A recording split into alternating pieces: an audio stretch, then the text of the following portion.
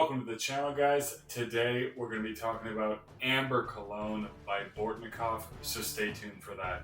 And if you like the content, guys, hit that like and subscribe button. I really do appreciate it.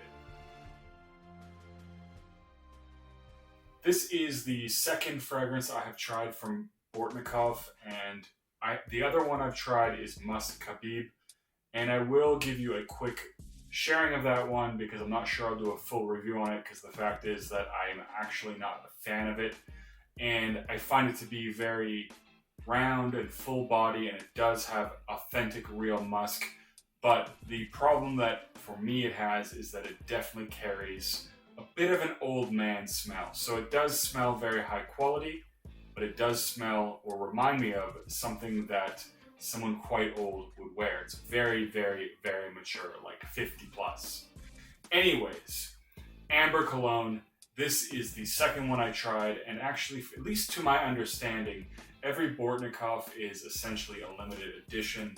At least from what I heard, he does these on his own and has a limited supply of each one, and when they're gone, they're gone. So I think that is actually very, very cool. That each collection is a fresh collection of fragrances, and it really does offer something unique, so I like that aspect. Amber Cologne is actually a very enjoyable fragrance, despite what I would have thought, because this is actually a fairly heavy floral fragrance. This one actually has a ton of notes in it. I'm not going to sit here and list all of them to you, but you can certainly see them over here. And this one does open up really beautifully. Now, there is a citrus top to this fragrance. I definitely get the orange as the most powerful citrus. I get a little bit of bergamot, not very strong, but just a little bit of it. But overpowering all of that on my skin is a very potent floral accord. Now, I say that for me, it was surprising that I would like this because I'm not really a big fan of floral fragrances, especially heavy florals. They tend to put me off a little bit, or I tend to think of them, or they feel too feminine on my skin. This one, not the case. It does come across quite unisex, and the floral component doesn't come across overly flowery to me.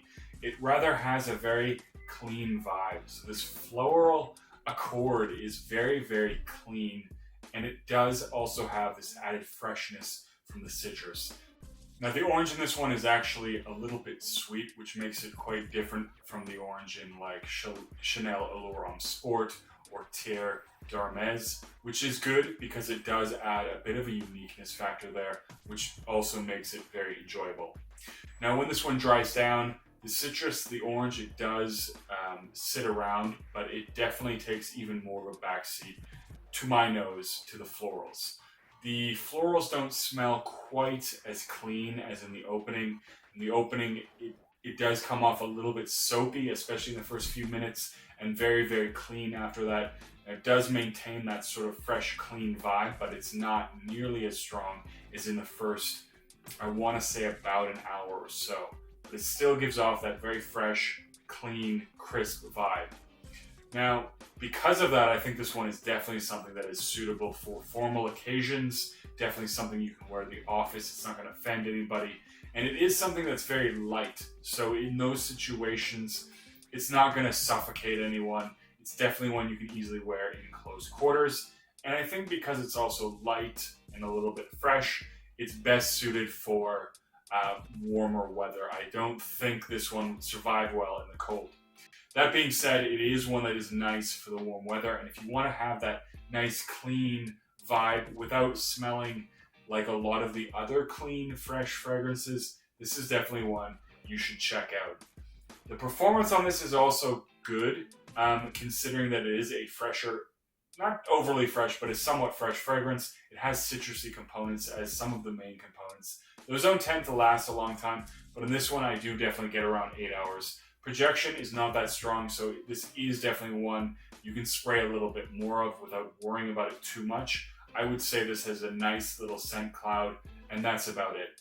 There is some sillage, of course, and it is something people will smell on you, but it's not a beast mode fragrance by any means. And the fact that it is sort of more subtle means even when you do spray a little more and it's a little bit stronger, it's generally not going to be too much. It's not going to drown anyone out. Now that being said, I'm not going to say you couldn't overspray this fragrance, and I think it is fairly expensive. You're not going to want to, but it is one that you can definitely be a little bit more lenient on the trigger than some of the heavier fragrances. All in all, this is a very nice fragrance, and if you like florals, this is definitely something you want to check out. If you're kind of not, like me, not so big a fan of florals, you may actually find that you like this one as well, because it is pretty well composed, well put together, and actually quite well blended. So I did enjoy this one, and if you haven't got your nose on it, guys, do check it out. And as always, guys, don't forget to comment, like, and subscribe.